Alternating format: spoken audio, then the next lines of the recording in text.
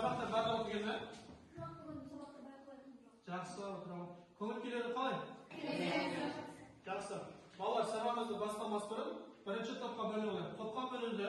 Aqlli karshka orqali kelib bo'linasizlar. Aqlli karshkalar sizlarning attari va to'p nomerlarini yozibdi. Birinchi, ikkinchi, uchinchi topqa bo'linib o'tirdi. Kelib karshkalar rasmlar bo'ladi.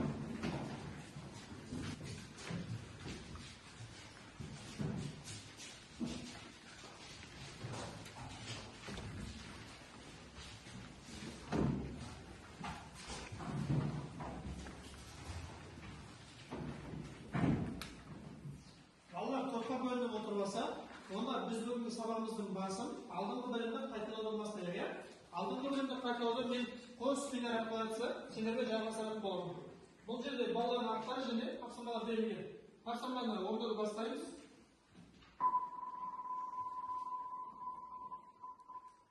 Birinchi taqsimlar yildosh javob beradi. Yildosh sara taqsimlar jarliqdan to'liq shag'al qilishning ma'nosi qanday?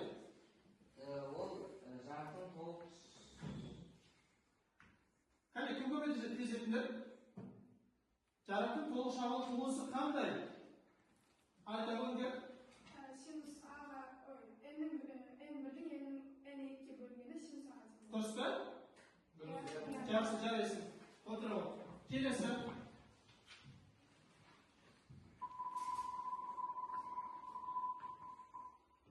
Ahmet.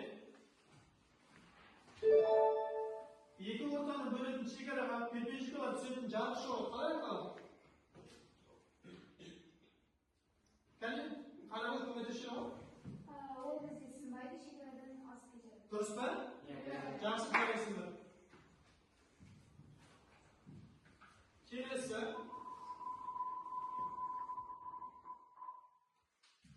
Әлихан. Сәуленің түсі бұрышы мен салыстырғанда сыну бұрышында артады. Бұл жағдай сыну заңы қандай? Синус альфа бөлінген синус гамма. Синус альфа бөлінген синус гамма тең болады? Бір бөлінген. Бір бөлінген. Дұрыс па? Жақсы.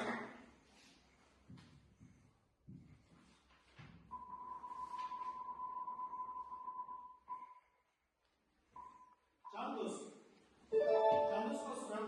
Толық ішкі шағыл болатын бұрыш. Толық ішкі және кім өзі? Сымба? Сандық немесе альфа ішкі бұрыш сойма? Жақсы, жәлесі отырым. Балалар, алдық бөлімізді қайталамасақ, бүгінгі жаңа бөлімізді бастаушы месіндегі ойын ауызға өретінде микроскоптан телескопта келдім. Енді екі құралдың ұқсастықтары қандай? Екеуде де линза бар. Демек біздің бүгінгі тақырыбымыз линзаның оптикалық күші жұқа линзаның формуласы екен. Бүгінгі біздің сабағымыздың мақсаты жұқа линзаның формуласын есептеп шығару үшін қолдану, линзаның сызықтық ұлғаю формуласын сандық және графикалық есептеп шығару үшін қолдану. Линза дегенімізде линзаның сфералық беттермен шектелген мөлдір дене. Линзаның екі түрі болады. Бірінші түрі жинағыш линза, екінші түрі шашырағыш линза. Жинағыш линза екі бетінде дөңес линза болады. Қос дөңес деп айтамыз. Шашырағыш линза қос ойыс линза болады. Екеуі де ішке қарай кірген болады. Бұл бізде дөңес линзаның көрсетіндісі. Дөңес линзаның үш түрі бар. Қос дөңес линза, жазық дөңес линза және ойыс дөңес линза деп айтылады. График сызған кезде бізде жинағыш линза стрелкасы екі жақ сыртына қарап тұрады. Демек бұл жинағыш линзаның график екенін байқауымызға болады. Ал енді бұл бізде шашырағыш линзалар. Шашырағыш линзалар тағы да үш түрден құралады. Бұлар қос ойыс линза, жазық ойыс линза, дөңес ойыс линза. Бұл кезде графикта стрелка ішке қарап тұрады. Стрелканың ішке жерден сыртқа қарауы бізде ойыс жинағыш линзалар екенін дәлелдейді. Бұл енді жұқа линзаның негізгі формуласы бір бөлінген тең, бір бөлінген қосылған бір бөлінген кішкентайды. Формуланы тақтаға жазып қояйын.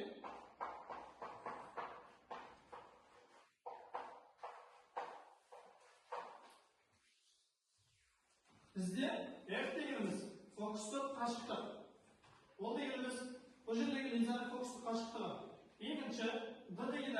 D deganimiz narsadan linzaga deyingi qashqda. Narsa deganimiz A nuqtasi bo'lsa, linzamiz buna o'tir. Endi o'sha qashqda biz doimni belgilaymiz. Farqda formulada turgan linzadan keskinga deyingi qashqda. Linzamiz buna, keskinimiz buna yerda tur ekan. Demak, bular qashqda biz farqni belgilaymiz.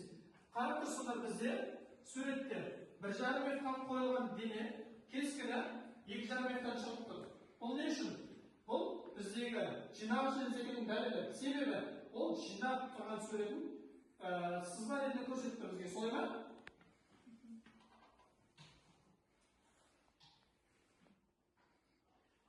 Keskinni bizga bo'lib turlari to'g'ri nemesi to'kilgan, shin nemesi jalg'an, o'lkaytirgan nemesi kishirilgan bo'lib bo'linadi.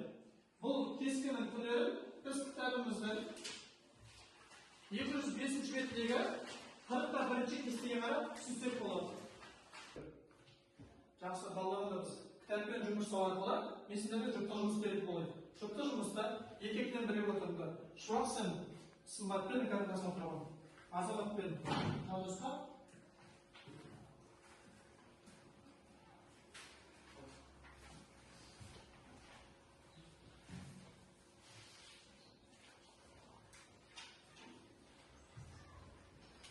bizde birinchi setga fokus aralığı 12 cm jinoyatchi linzadan narsaning shunchalik o'zini o'sha suratga kelgan keskinini olish uchun uni qanday qashqqa qo'yib kerak degan. Fokus aralığı jinoyatchi fokus aralığı 12 cm. Ulkeni bizde 12 cm. Fokus aralığı dediğimiz bizde ulkeni.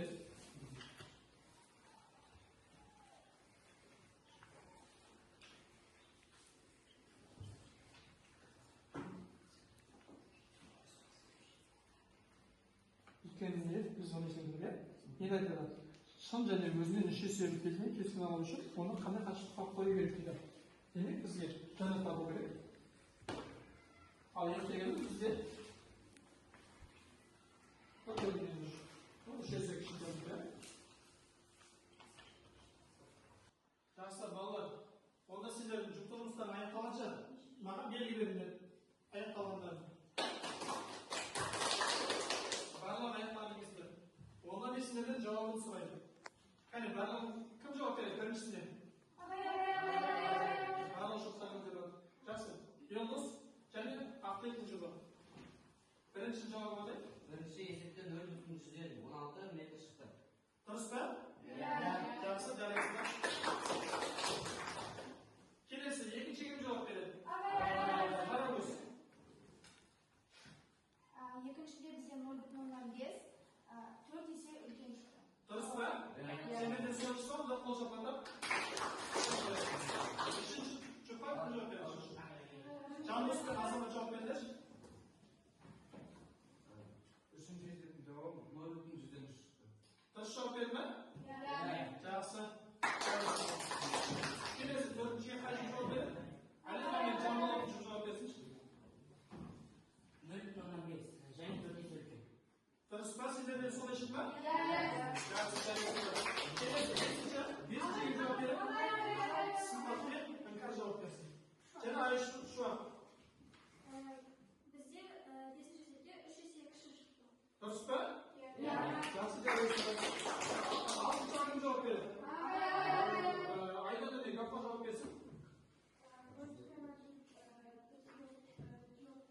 Ne yapmadı? Cevap da çıktı. Dürüst etmem? Жақсы cevap.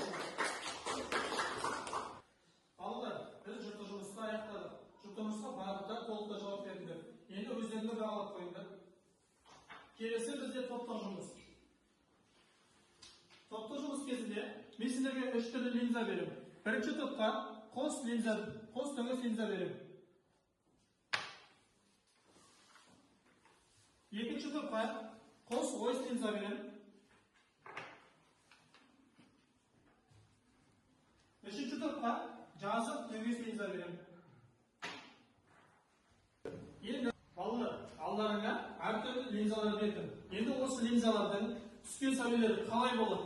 Сол сәулелерді сызып маған қазір тапсырма жасап беріңіздер, жақсы ма?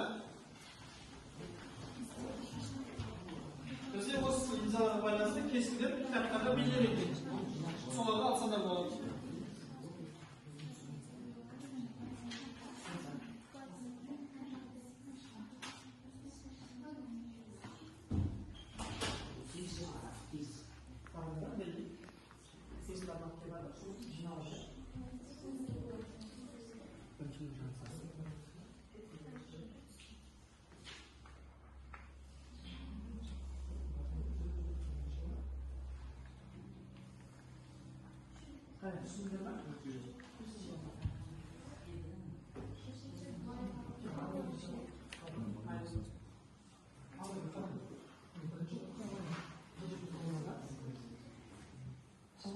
Keltirіңдер мына жерге бірінші түзу келу керек түзу мына жақта қисық келтірмеңдер сосын мына жерде қалай жиналады соны келтіріп бересіңдер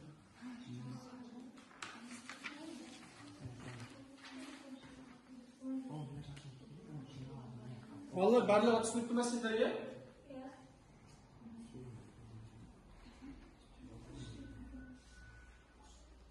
сендерге жинақшылыңыз иә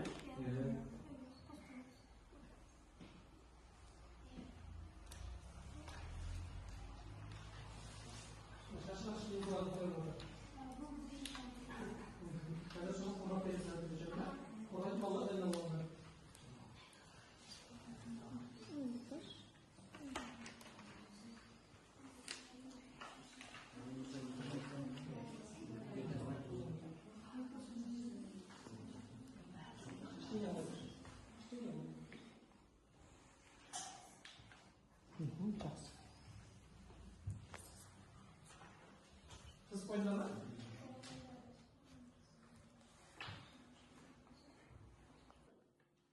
Балалар, топта жұмысты аяқтадыңдар ма? Жақсы. Онда бірінші топтан бастап қорғай, ал қалған екі топ базар салып тыңдаңдар, жақсы ма?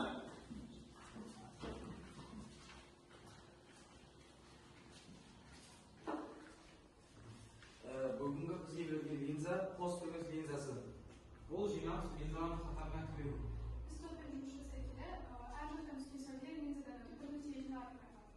Осыдан шектеліп егер де біз белгілі бір сәулелерді жібергеннен кейін линзадан өтіп олар нүктеге жиналады. Бұл нүкте бізде линзаның бас фокусы деп аталады. Жақсы.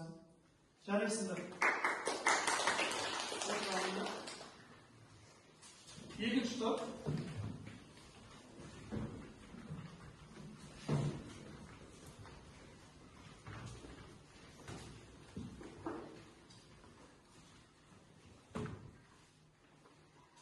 Бізге берілген линза қос өріс линзасы. Ол шашыратты линзаға жатады. Біз линзаны зерттей келе, линзаға түскен сәулелер шашыратқа болатынын түсіндік.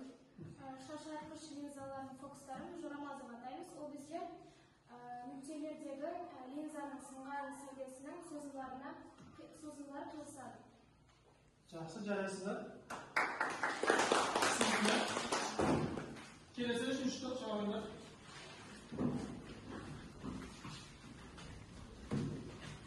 Бізге берілген линза жазық дөңес линзасы. Мынау линзаның бас фокус нүктесі. Егер линзаның қалыңдығы қисықтың радиусымен шамалас болса, онда ол қалың линза болады. Қос дөңес линзаның Біздің жазық дөңес линза, иә? жазық дөңес линзадан айырмашылығы ол оның фокусы линзаның өзінен арақашықтығы үлкенірек болады. Иә, жақсы. Жарайсыңдар. Отырған.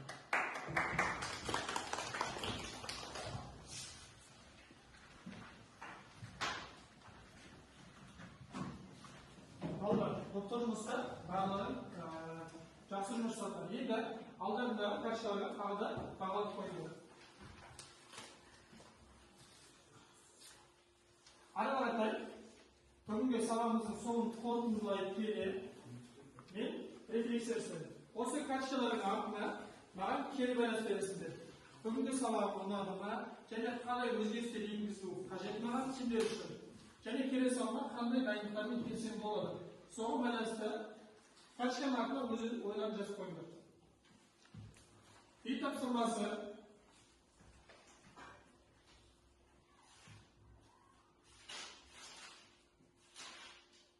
екінші, сегізінші беттегі жаттығудың екінші, алтыншы, сегізінші тапсырмалары.